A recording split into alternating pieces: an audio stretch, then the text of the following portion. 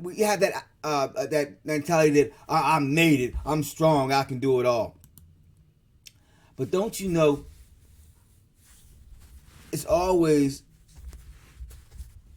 that person that shows the most resilience who has the most favor. And what I mean by that is the Bible tells us that be not weary in your well doing. That means don't get tired in your well doing. I know it seems like it's a long way. I know it seems like it's a long trip. I know it seems like it's a hard time. But be not weary in your well doing. There was a quote from Ruth Badger that said, "Real change, enduring change, happens one step at a time."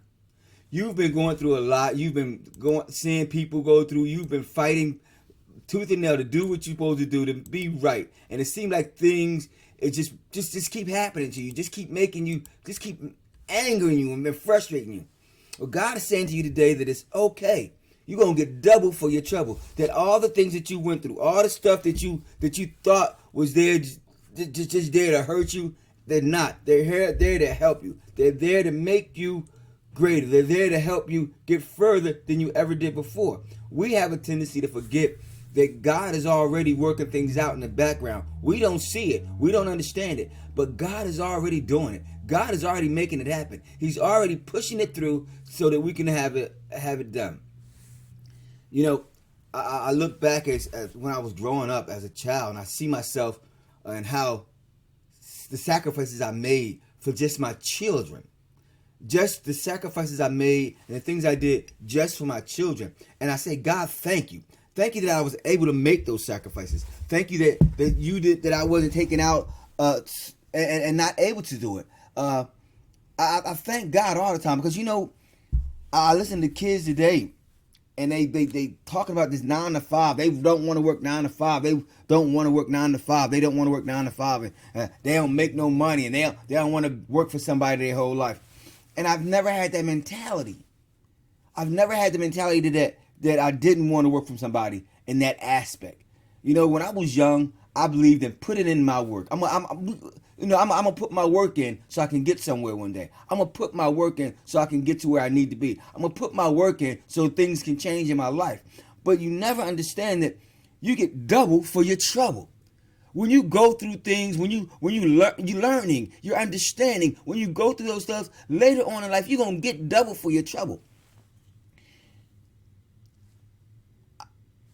My grandmother. My grandmother was a simple person. She was set on love and family and things like that. And that was the premise that I grew up on. Love, family, hard work could make a change. And I want to say to some of you people out here today that just be patient. Be patient. And things that you're looking for is going to come to you. Be patient. Work your time. Do what you need to do. And be patient. See, we want to jump from A to Z and forget the other 24 letters in the alphabet. You know, it's a learning curve. You know, when you was little, you learned that song, A, B, C, D, E, F, G. When you learned that song, and while learning that song, it taught you your ABCs. But it took you a while to learn that song. But once you had that song, you had your ABCs. Now, some people, and me, in fact, I probably couldn't say them backwards, forwards. But some people learn them even that good. But you started off learning that song. Learning that song was the basis for you to get to completing your ABCs. That's the same way life is.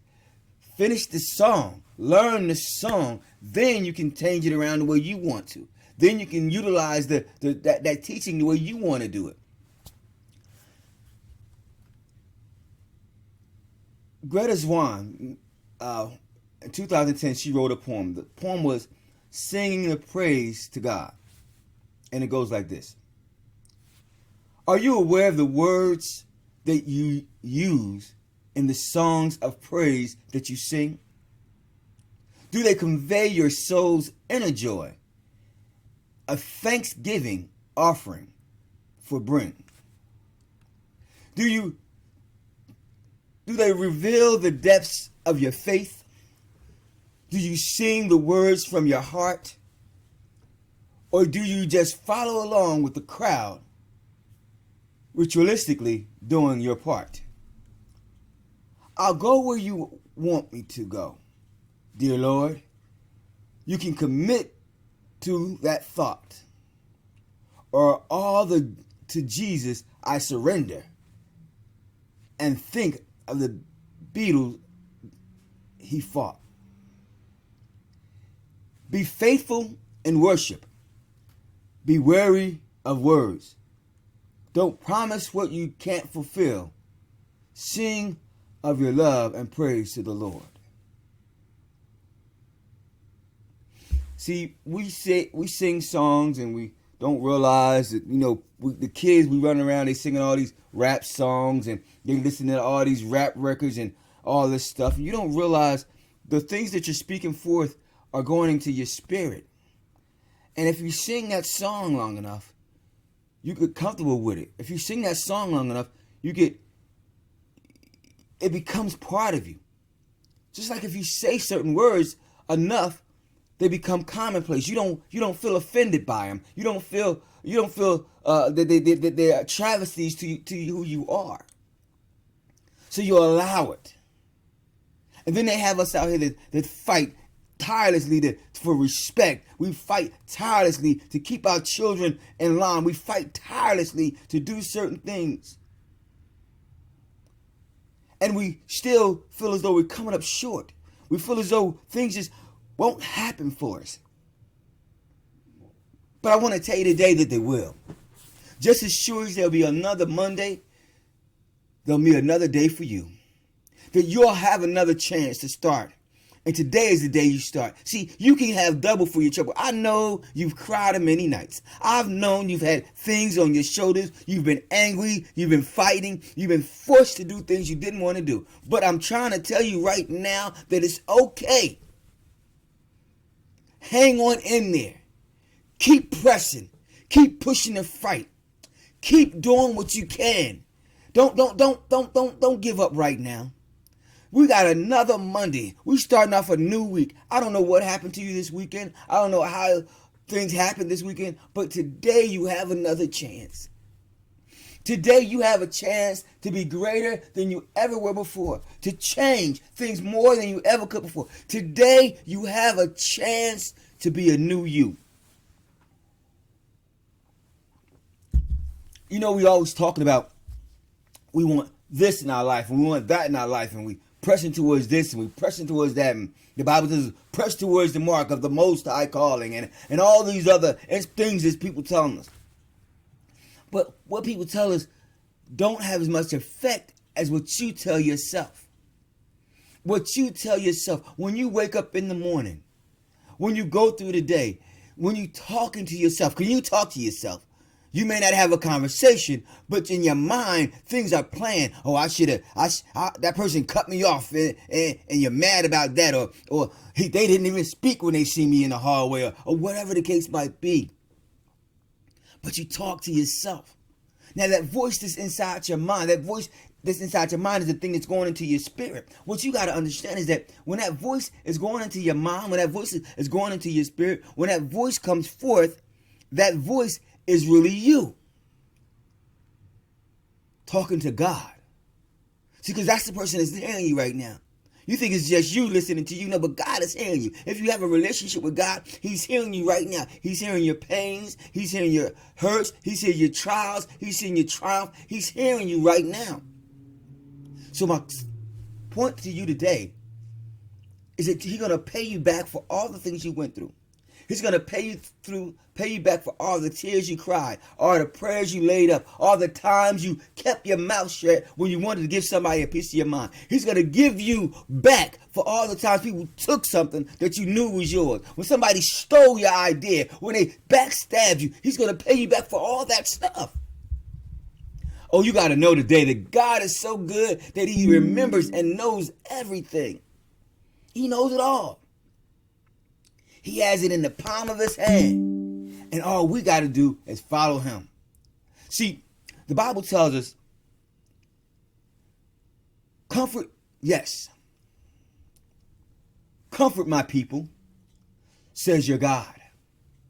Speak comfort to Jerusalem and cry out to her that her warfare is ended, that her iniquity is pardoned. For she has received from the Lord's hands double for all her sins. Understand something. That God is looking at that person that hurt your feelings. God is looking at that person that did you wrong. God is looking at that person that told you you'd never make it. That person that told you you couldn't make it. That person that stole your girlfriend. That talked about you behind your back. God is already working out for on your behalf. So that before you turn around and you looking up, you got that movie star girlfriend in your life. Like, man, if I hadn't broke up with her, I would have never met you. And you happy about it.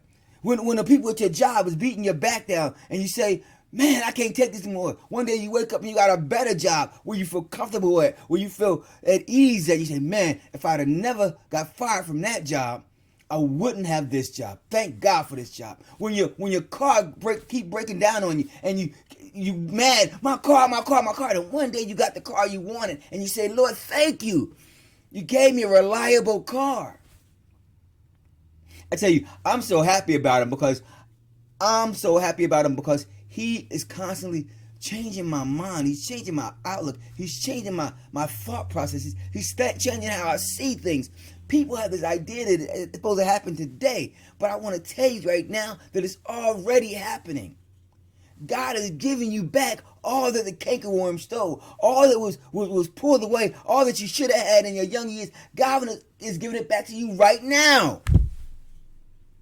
You are a good person. You are worthy. You have paid the price. You have cried tears. You have taken care of your kids' kids. You've taken care of your kids. You've taken care of your nieces, your nephews. You've given out of your heart.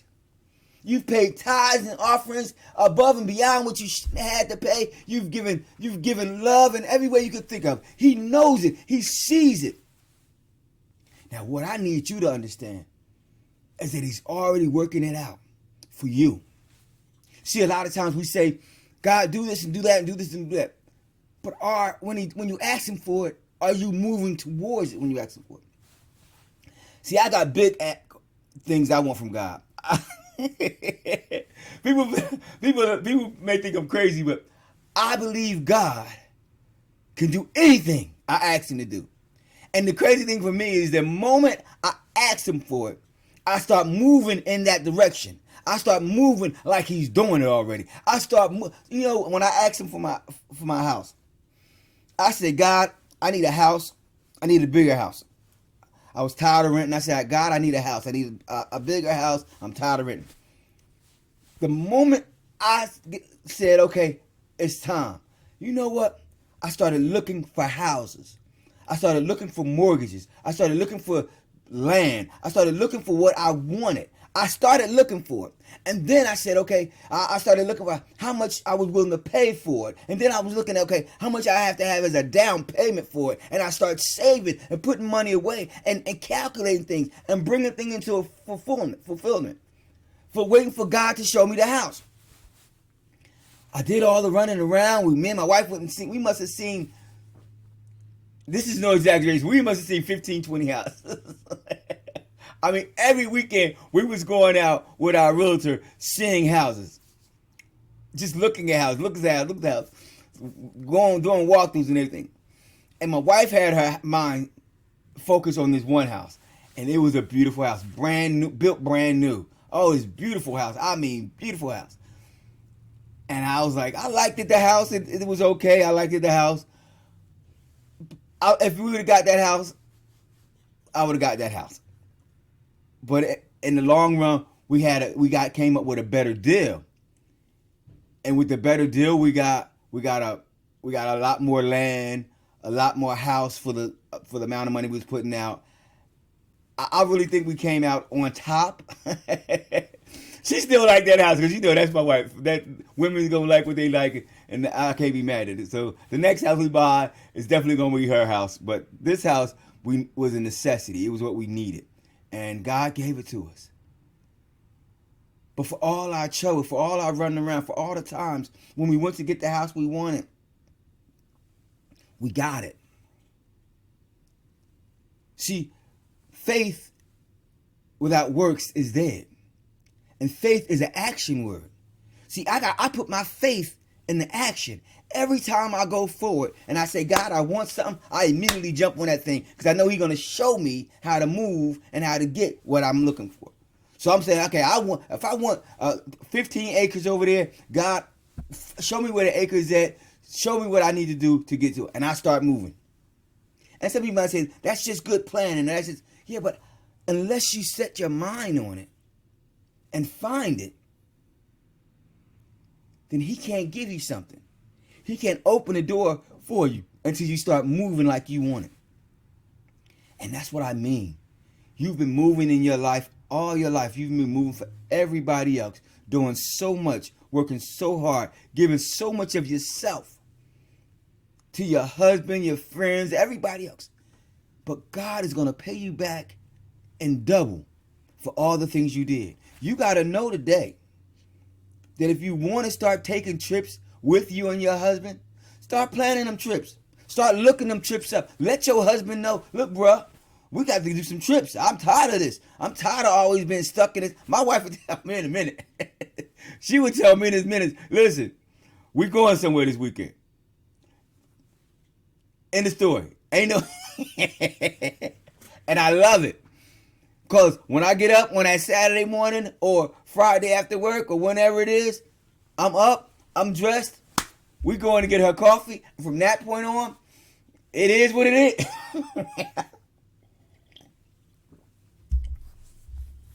I remember days we went out and we just wanted to get out the house and we ended up all over the place. 2, 3 hours, 4 hours later, we still on the road just driving because we spoke a thing. And when that thing came to pass, we was happy in it. And sometimes we just want to get it out, get away. And then I know you, if you're working every day, you're taking care of your kids, you want to get out sometimes. You just want to spend some time and relax, enjoy your life. I tell God all the time, Lord, thank you. Thank you, because I need my I need my flowers now while I'm alive. Don't wait till I'm dead. Give me my flowers while I'm alive. You know, people make all this money and never get a chance to truly enjoy the money they make. I tell you, I enjoy life. And I want you to enjoy life. I want you to wake up some days and just grab your significant other and jump in the car and take her somewhere. Get from around wherever you are and watch how much bigger things seem to you, how much better things seem. You know, we've been doing it a few years now, but it seemed like every time we go, we find something different. We always go in places where we really don't know where we're going, and we just start driving. And if we out too long, we want to stop somewhere at a motel and stay overnight, we can do that. We want to, you know, and that's what life is. Life is enjoying every moment you can, however you can. And I thank God that he does just that. He allows us to enjoy him and all our getting. And I thank God that when we go, we speaking the word of God. We feeding each other within our spirits. You know, it's very rarely people get a chance to talk about anything other than just bills and kids and stuff. But when we go, we talk about God. We get into each other's spirit. We encourage one another. We help each other. That's the love. So that we connect, that we have that communion with one another. Because during the week, you're ministering to this one, you're ministering to that one. You're working 8 hours a day. You're trying to get to the gym. You're trying to do this. You're trying to cook food and all that. But on the weekends, we get up and we get out. And when we get out, I tell you, we go shopping, we do all kinds of stuff. But we get away from regular life, that humdrum part of life. And we live in it right now. We live in that better life right now. And we're not millionaires. We haven't even conquered all the things we want to conquer as far as our dreams go. But we're living that better life now. And I'm telling you right now, whoever you are, wherever you are, it's time to start living that better life now. Don't wait till you retire. Don't wait till you get the extra money and win. Don't wait till you get a better car. Don't wait till you stop smoking or drinking. Don't wait. Live that better life. All you got to do is live for God, and that better life is going to come to you. It's hard to live a better life if you always like just drunk. or always high out your mind. What happens when you put that stuff away and you sit down with that person that you love so dearly and y'all have a conversation to help one another? Have a conversation to say, you know, we need a change in our life. I'm 40 years old. I'm not, but you say it to some, you know, you think to yourself, I'm 40, you might be 40 years old. You drinking every weekend, and every night you get home after work, and you're smoking every day you get up, a blunt here, blunt there. All your buddies is blunting out, and here blunt, there blunt, everywhere blunt, blunt. But what time do you have to do something with this? To feed this? To fill your spirit up? God is so good, and He's going to pay you back. But you got to change right now. Father God, help us all. So as I say to you today, and as I say to you always, when you go out today, don't let the day be the same day as it was yesterday. Don't do the same things you did yesterday. Make a change today. Let God into your life. Show Him that you want something better, and He'll move with you. He won't move for you, but He'll move with you. See, He ain't going to do it all for you. You got to do some of the stuff yourself. But He will move for you. Anyway, it's Monday. You better put your big boy pants on, tighten up your jacket. Let's get out there and make a difference in this world. I'm AJC, and I want to thank you all for coming by. I want to thank you for visiting us, leaving all the love for us. I thank you, I thank you, I thank you. And as always, be blessed in the Lord and stay right where you are, because He'll meet you right there. Be blessed.